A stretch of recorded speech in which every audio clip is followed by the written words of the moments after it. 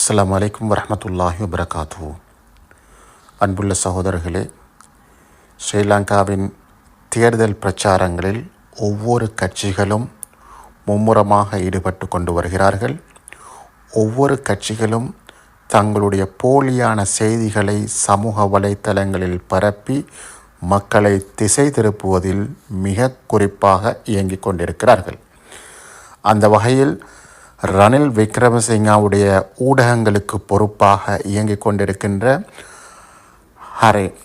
ஹரின் பெர்னாண்டோ, மனுஷ நாணயக்கார போன்றவர்களுடைய தலைமையில் இயங்கிக் கொண்டிருக்கின்ற போலி சமூக வலைப்பிரச்சாரகர்கள், அவர்களுக்கு கீழால் சுமார் 500க்கும் அதிகமான போலி முகநூல்கள், போலி வாட்ஸ்அப் இலக்கங்களை கிரியேட் பண்ணி நாடளாவிய ரீதியில் தமிழ், சிங்களம், ஆங்கிலம் போன்ற மும்மொழிகளிலும் போலியான செய்திகளை பரப்புவதில் அவர்கள் மும்முரமாக இயங்கிக் கொண்டிருக்கிறார்கள்.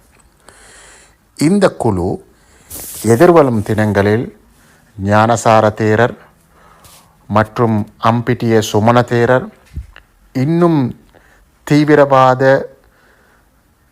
கொள்கைகளையுடைய தீவிர செயற்பாடுகளுடைய பௌத்த செயற்பாட்டாளர்கள்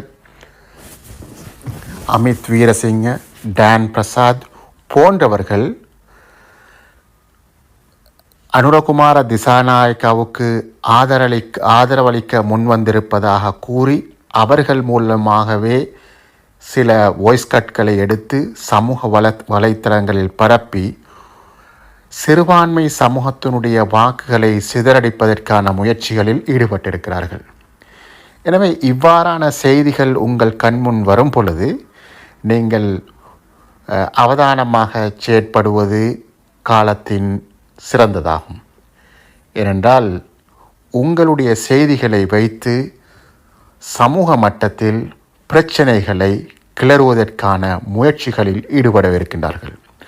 ரணில் விக்ரமசிங்க தனது தோல்வியை கண்முன் எதிர்கொள்ளும் பொழுது எவ்வளவு கீழ்மட்டத்துக்கு வேண்டாலும் செல்லக்கூடிய ஒரு நபர் என்பதை நாங்கள் மறந்துவிடக்கூடாது. எனவே அன்புள்ள சகோதரர்களே, உங்களுடைய அறிவுபூர்வமாக இந்த இடங்களில் நீங்கள் நடந்து கொள்வீர்கள் என்று நாங்கள் நம்புகின்றோம்.